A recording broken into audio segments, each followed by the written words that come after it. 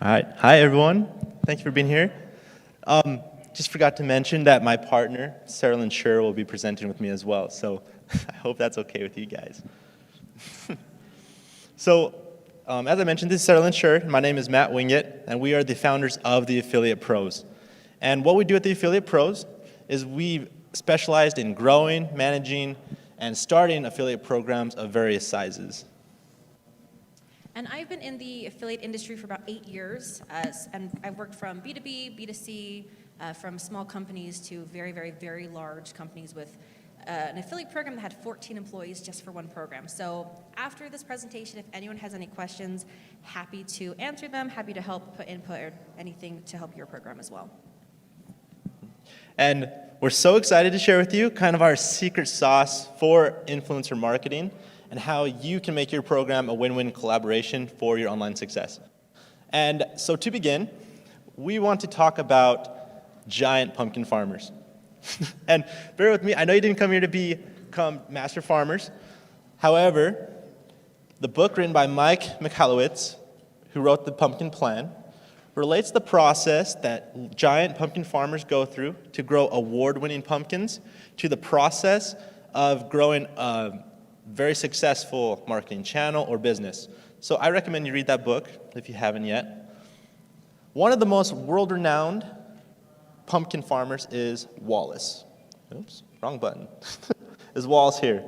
Wallace has mastered the practice of growing large, award-winning pumpkins. He's broken several world records, and he's so famous, in fact, that he is able to sell each individual seeds of his award-winning pumpkin for over $6,000. And when I heard that, that just blew my mind. I would not buy a pumpkin seed for $6,000, but that's just me. And so the process that Wallace goes through is first he starts with an award-winning pumpkin seed. Can't grow a giant pumpkin without an award-winning seed. He then plants a seed into fertile soil that has taken him months or even years to prepare, put in compost, manure, it's very nutritious. He then plucks all the weeds, makes sure there's no direct sunlight, and makes sure it's protected from birds, insects, etc.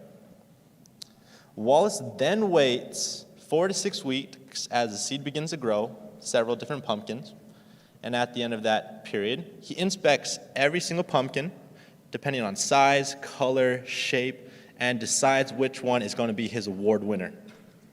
After he's made that decision, he cuts off all the other pumpkins, so all the nutrients sucked up from the roots to the vine are concentrated on that one pumpkin. And legend says you are literally able to watch that pumpkin seed grow, or that pumpkin grow, 20 to 50 pounds a day. So it's astounding. And so affiliate marketing, you've probably heard it called by several different names, such as influencer marketing, partner, brand ambassador, partner, and whatever you call it, affiliate marketing can and will be your big pumpkin idea. So some statistics to make you more familiar with where the industry is today. 81% of brands already have an established affiliate marketing program. And of those 81 brands, they attribute at least 15% of their annual revenue to their affiliate channels alone. And that is a pretty conservative percentage. Saralyn has worked with several companies where it's upwards of 60% of their annual revenue. And so just imagine any company could really benefit from that big jump or that increase of revenue. Currently, it is a $12 billion industry, and according to Statistica, it is supposed to more than double by the year 2024. So it is really growing because of Meta, because of new social media platforms. It's growing rapidly. And a side note here, we'll teach you today, your affiliate program can and will be your lowest cost per acquisition channel if done correctly. These other last two statistics, I am definitely a sucker for. 85% of consumers research at least 4 or more sites before committing to making a purchase. So obviously that limits your odds of them committing and actually purchasing your product or service because they're comparing you to competitors and other brands. To help combat that and increase your odds, 72% of all Instagram users have made an unplanned purchase after viewing an ad or a review from one of their favorite influencers. And I have fallen into that many times, trust me. And afterwards, my wife gets mad at me because it was not a necessary purchase. So be aware of that. Those influencers' reviews are very beneficial for your company. When I see an influencer review, my trust in that brand and my motivation to purchase it goes up and skyrockets. So I like to say that the affiliate program is the Oprah of marketing. You get growth, you get growth, you get growth. Because if you have a really healthy influencer program, you see an increase in organic, you see brand recognition and brand reputation. So say I'm scrolling through Instagram and I see lots of ads for a product, and then I see an ad on Facebook. If that seed's already been planted, I'm more likely to purchase. So really, overall, if you have a really healthy influencer program, you will see growth in all of their channels. It also is very low risk for the most part, right? So if you look at a lot of referral on Instagram, I'm not just saying, here's $15,000, go put it on a Facebook ad, let's do some testing. I'm saying, I will pay you when something happens, right? So always has the lowest CACs because I'm paying a commission or a percentage on the purchase, not just taking some risky move. Mind you, that does take into account if you do any upfront costs for influencers. It could obviously be more risky, but overall, it is very, very healthy to have a low CAC and a low risk plan. You also get a high quality of user. So like I said, you're planting that seed. So by the time that the person comes to the end of the funnel, they're really sold, right? It doesn't even matter really what you say at that point. They're pretty much decided, which is great. And there's a lot of different types of affiliates. So they are going to completely depend on your industry, on your website. So if you find the right audience and the right target, that's how you're going to be successful. So that's everywhere from content, right? Review sites. Look at what kind of Google keywords do people find me on. Look up that and see not the ads from your competitors, but what organic listings are showing up from different influencers, different blogs, different review sites, right? Those are the ones that you want to target as far as content goes. And then there's also referral. I've seen programs do really healthy refer a friend, but it's entangled into their affiliate program. So that's pretty much the same thing. There's also like coupons and cashbacks if that's part of your industry. And then of course, the influencers, which is becoming a big, big part of the industry. It's kind of the unavoidable thing that we have to now start going into. And so we're going to talk a little bit more about that. So influencers, okay, it is kind of it's scary water, I will admit. Sometimes they're a little intimidating. They're very hard to predict. You can talk to an influencer with 5,000 followers and they're going to ask for $20,000, or an influencer with 1 million and they'll say, yeah, you can pay me like 1,000, right? So it's going to have a wide range, and so you have to treat each one individually like their own person. However, you want to make sure that the deal is fair. I would always try to approach it of, I'm not going to rip them off, I'm not going to try to be shady, because they also have a platform. So if you rip them off, they will tell everybody about it, and that is not good. That has happened. Companies have gone viral because they were called up by an influencer who said that they try to rip me off. So if you're honest and upfront about it and try to make it a win-win on both sides, you're pretty safe. Just don't be shady. That's pretty much it. But there's a lot of different tactics for influencers. So I've worked with some companies where they're like, just throw money at them, okay? Just offer them $10,000 for a video, that's all I care about. Like, okay, well, there's other ways we can go about it where we don't have to pay them $10,000 up front, where you don't have to have a giant budget. We could actually work out a referral program, right? For example, you can offer them a CPA, right? So say they're saying, you have to pay me $10,000. Like, well, I would love to make this a long-term partnership, right? And if you say those type of keywords, they are more receptive to it, and you say, how about I pay you $2,000 up front, and then $5 for every time someone downloads the app that you're talking about and uses code Saralyn, or you can give them the code that's their name or their handle. And sometimes they're really into that because, again, videos, especially like on TikTok or Instagram, sometimes they can go viral after they're a year old, right? And so it's not a one and done. You're saying you could get residual revenue for long term by having your custom coupon code out there no matter when the video is seen. So that's a really good negotiation tactic. As well as, okay, $10,000 for a video. What if we do a series? What if we do 2 or 3? Can you negotiate that down a little bit more? And then same thing with social collab with the brand account. I'll talk more about that in the next slide, but hey, what if we share you? What if we actually feature you on our next post for our company, right? Let's help you get exposure. There's a lot more than just one and done. There's a lot of negotiating tactics, and of course, free product, right? If it is an actual physical product, sometimes if you give that to them for free, they won't even charge you for posting, right? So I really try to do the free product and a custom coupon code, and that usually is a huge success builder. Plus, I also like the coupon code option because there's an influencer who tried to charge us a lot. And I said, how about we give you a free product instead, and we give you a coupon code? And she said, okay, let's try it. And before you knew it, she was making a lot in commission from her coupon code. And so she started posting organically for us. I wouldn't even ask. She would just go, oh, I'm making a ton of money from this product. You know what? I'm going to include it in my next post. Just organically. And that's what we mean by long-term partnership, right? We want to build those with our brands, not a one and done, they forget about us, but true brand ambassadors. They will promote you organically and talk about you organically and just really be a fan of your product. So this one is something that's actually fairly new. I learned about it a couple months ago. And so I wanted to share this because it's really exciting. It is called whitelisting. Maybe I'm just really out of touch and I just learned about it, but it blew my mind. So on TikTok specifically, there is a way that you can whitelist. What this means is the affiliate or the TikTok user posts a video. They then give your team a code, and your team, your TikTok ads team, can put that video in an ad. But if you see that video, that picture right there, it looks like it's from them. Okay? So what that means is someone's scrolling through TikTok, and if you look on the far right, you see ads all the time from companies, right? This one is a little bit sneakier, where it looks like your favorite influencer. If you go and if you click on the arrow, the right side. Oh, it has a laser pointer. Yeah. Okay, if you look right there, if you click on that, it takes you to their account. If you click on that, also takes you to their account. You click on this as well, you follow them. I'm not sure if you're familiar with TikTok, but that's how it works. But then right there, sponsored. That's the only way that tells you that it's actually a paid ad. So what this is it actually has a higher conversion rate than regular company ads. And I've reached out to a lot of influencers and I explain this to them. And I say, hey, if you make us a video, we will actually pay our money to get you followers and get you views.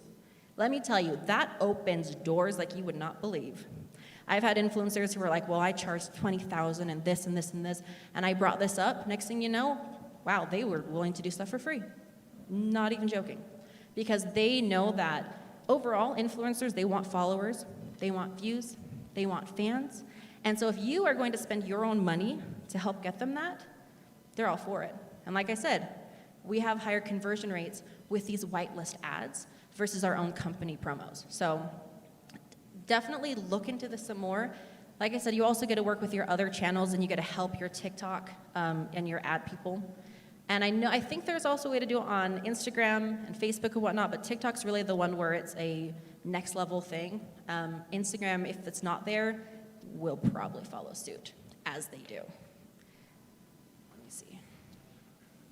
I don't know if that's the next one. Yeah, cool. And so as you're working with these influencers and building those relationships, you need to make a very solid relationship. Because imagine if it's your best friend, they'll do anything for you versus a stranger. And how you do that is like any other relationship, best friend, spouse, child, is you want to set expectations with them. You want them to understand your company's goals, your motives, your mission, and then vice versa. Listen to them. Listen to what they expect of your organization, what they expect to be paid, and make sure that your goals unify with each other, are in the same direction. And you can work with that. You can work with them, make sure that their goals or match your vision or vice versa. And communicate with them.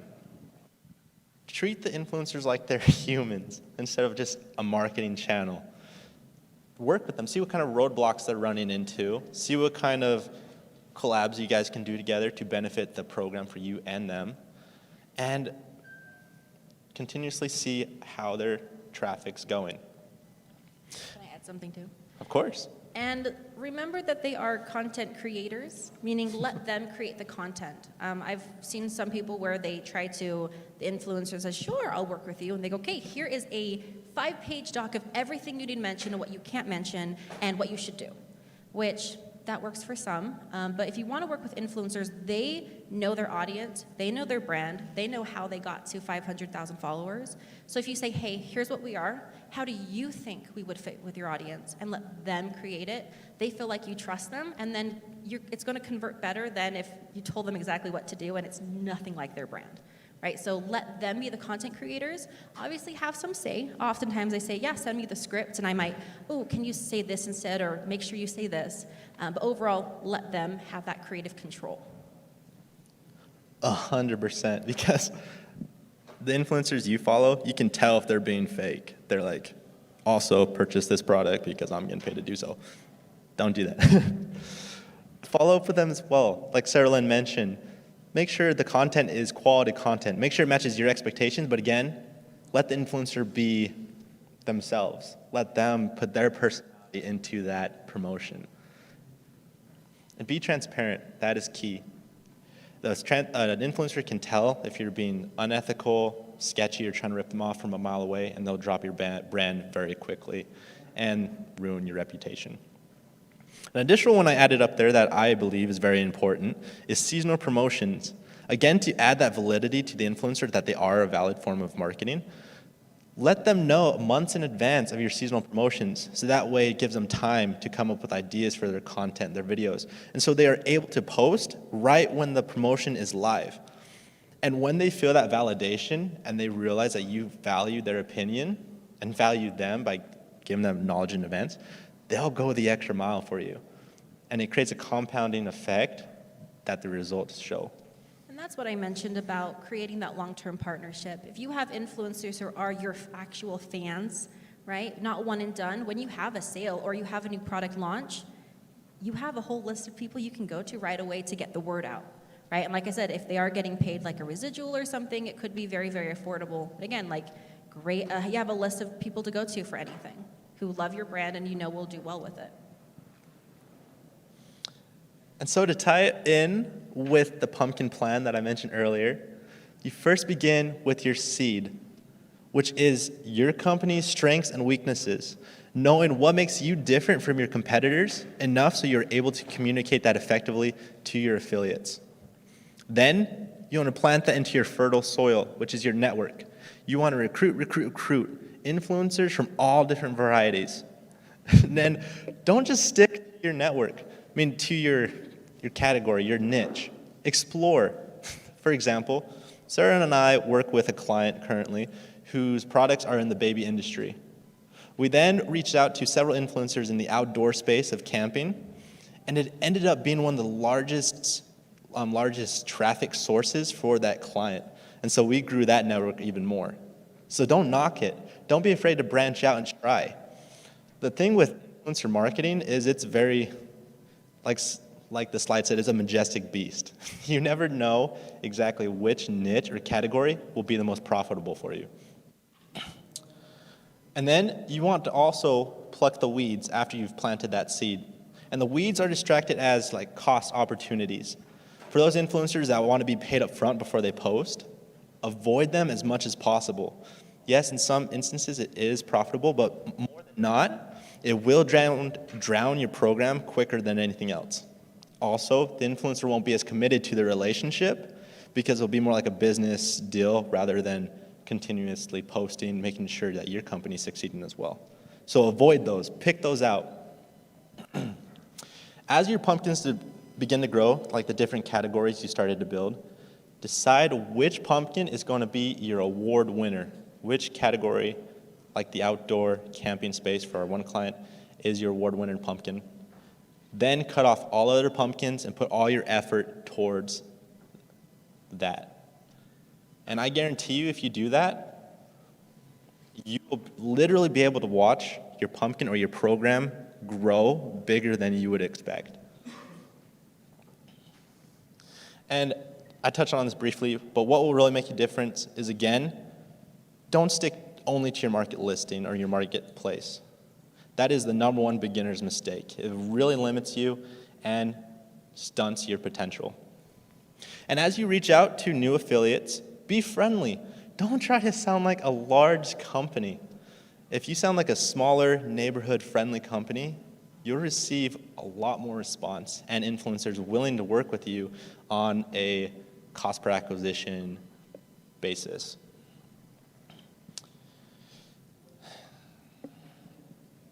And don't be afraid to work with smaller influencers. And when I mean smaller, like 100,000 or less.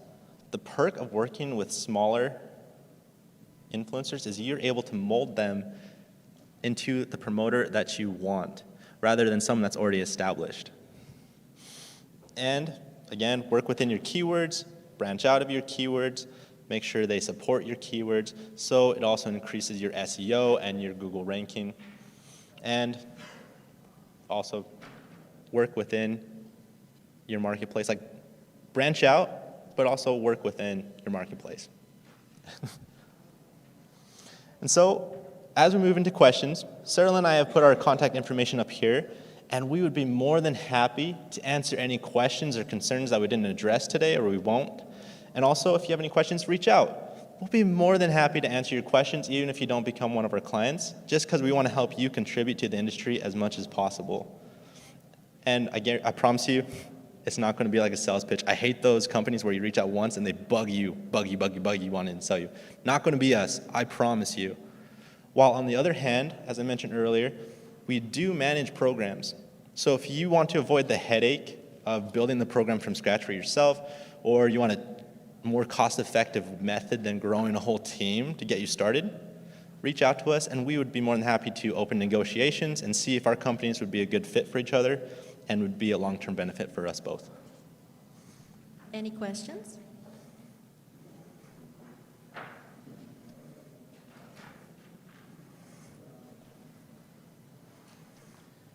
You guys have like a database of companies that have already signed up to receive affiliates?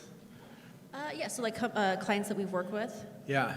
Yeah, we don't, we have, I mean, I can share them with you if you want to email me. I typically just try to go with what your industry is. But yeah, there's been a lot of different ones in like the technology space. I've done a lot of B2B, a lot of web hosting. We've actually worked with a few HR softwares as well as the B2C. There's a few like mommy products we've been really excelling on.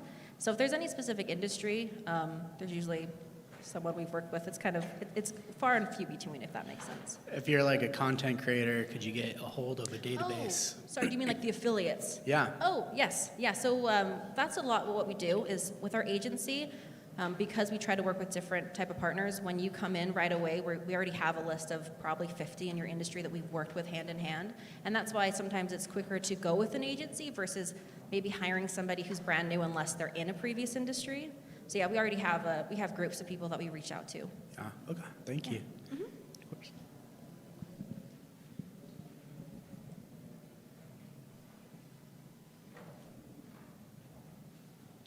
Hi, I have a question. How would you get an influencer to post organically in the financial sector? Like you said, give free stuff, but I mean, I can't hand out free money. So how would you do that? Yeah, so it depends. I've actually, one of the clients I've been working with these TikTok campaigns is in the finance side, actually. And so it's part of the negotiation tool, right? So contacting them to kind of ask what the rate is.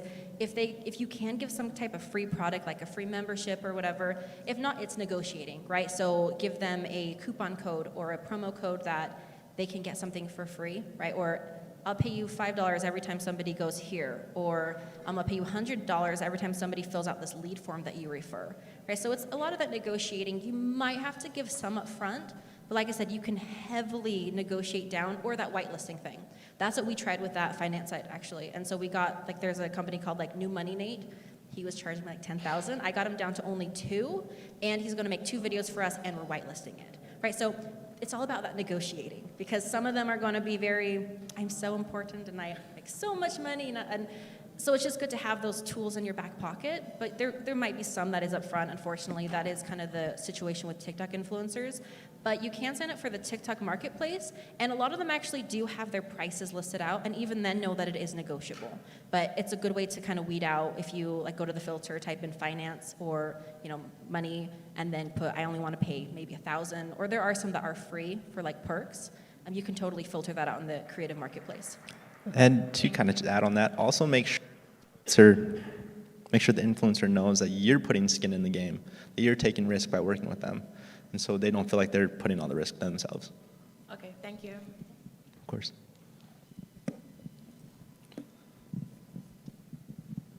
Any other questions?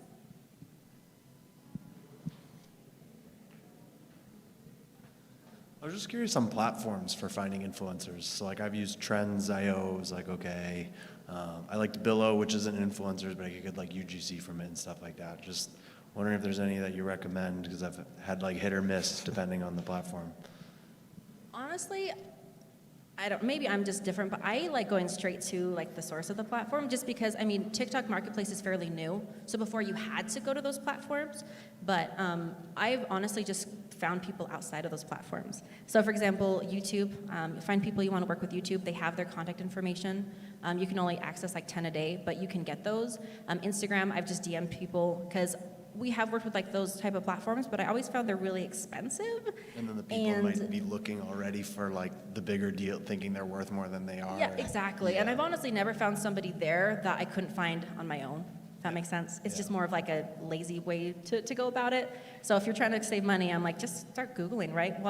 For me, I'm at TikTok at night. That's when I go, oh, great. And I'll just send it to myself to go back the next day for work and contact them myself. So I don't really have one that I highly recommend. I just say go straight to the source personally. And then how about affiliate, like for like e-com brands? Is that CJ, Share Sale, like those are kind of the bigger? I really like Impact. That's the OG, really, just because for me, a lot of affiliates are currently in that network.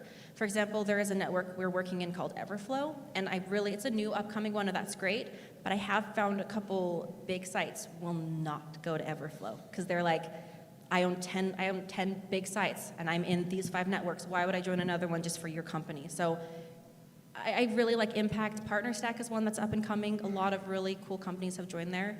CJ's also great. Those are also standard, but my personal favorite, please don't tell people this, is Impact and PartnerStack. Yeah, thank But you. I did say that. Of course.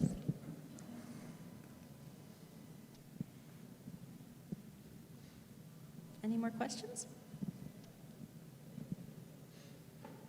Cool. Thank Okay. you. Thank you so much.